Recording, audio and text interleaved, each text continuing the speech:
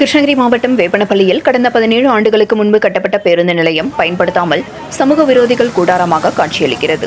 பேருந்து நிலையத்திற்குள் பேருந்துகள் செல்லாததால் சாலை ஓரங்களில் காத்திருக்கும் பயணிகள். கிருஷ்ணகிரி மாவட்டம் வேப்பனப்பள்ளி கர்நாடகா ஆந்திர எல்லைப் பகுதியில் அமைந்துள்ளது.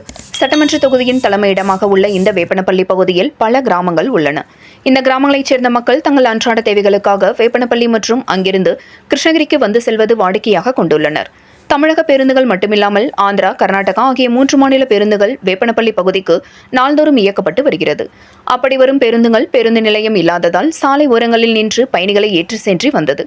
இதனால் பேருந்து நிலையம் அமைக்க வேண்டும் என பொதுமக்கள் கோரிக்கை வைத்தனர். இதை கருத்தில் கொண்டு கடந்த 2007ஆம் ஆண்டு அப்போது போக்குவரத்து துறை அமைச்சராக இருந்த KN நேரு தலைமையில் வேப்பனப்பள்ளியில் 1 ஏக்கர் நிலத்தில் பேருந்து நிலையம் கட்டப்பட்டு திறந்து வைக்கப்பட்டது. பேருந்து நிலையம் திறக்கப்பட்டு ஓரிரு மாதங்கள் மட்டுமே முழுமையாக இயங்கி வந்தது. பிறகு பேருந்து நிலையத்தில் பேருந்துகள் செல்லாமல் மீண்டும் சாலை ஓரங்களில் நின்று பயணிகளை ஏற்றும் நிலை தொடங்கியது. அப்படி அன்று முதல் இன்று வரையில் பேருந்து நிலையம் திறக்கப்பட்டு 17 ஆண்டுகளாகியும் பேருந்து நிலையம் முழுமையாக இயங்காமல் உள்ளது. இதனால் பல்வேறு கிராமங்களில் இருந்து வரும் பொதுமக்கள், மாணவர்கள், முதியவர்கள் பேருந்து நிலையத்திற்கு செல்லாமல் பேருந்துகளுக்காக வேப்பனப்பள்ளி நகரில் உள்ள சாலைகளில் சாலை ஓரங்களில் உள்ள கடைகளின் முன்பு அமர்ந்து காத்திருந்து பேருந்தில் பயணம் மேற்கொண்டு வருகின்றனர்.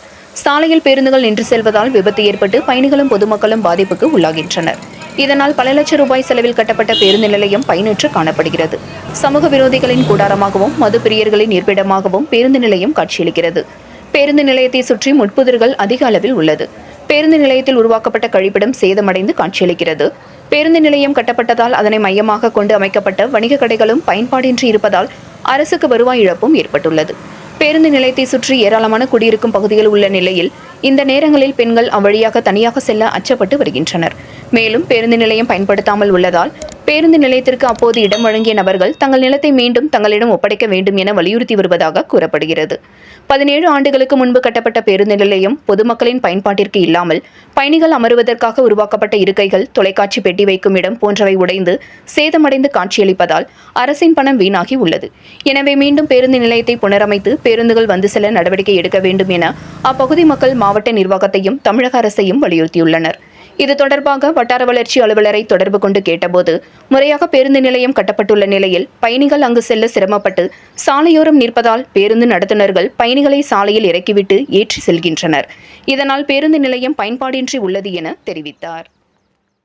உங்கள் பகுதி செய்திகளை உடனுக்குடன் தெரிந்து கொள்ள கிறிஸ் டிவி தமிழ் சேனலை சப்ஸ்கிரைப் செய்யுங்க, லைக் பண்ணுங்க, ஷேர் பண்ணுங்க.